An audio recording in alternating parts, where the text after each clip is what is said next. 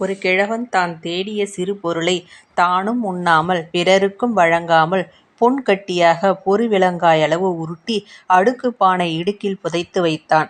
திடீரென ஒருநாள் நோய்வாய்ப்பட்டு படுத்துவிட்டான். தொண்டையும் அடைத்துவிட்டது. அவனால் பேச முடியவில்லை.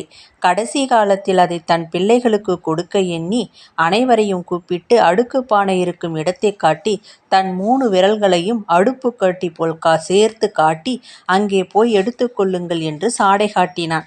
அவன் மகன்கள் அவனுக்குச் சாகப் போகிற நேரத்தில் பொரிவிளங்காய் மேல் ஆசை வந்திருக்கு என எண்ணி அடுக்குப் பானையில் இருக்கும் அந்த பலகாரத்தை எடுத்து வந்து வாயில் திணித்தனர். தொண்டை அடைத்து உயிர் பிரிந்தது. பாவம், அவனைப் பொறுத்தவரையில் பொன்னும் பொரிவிளங்காயாகப் போயிற்று.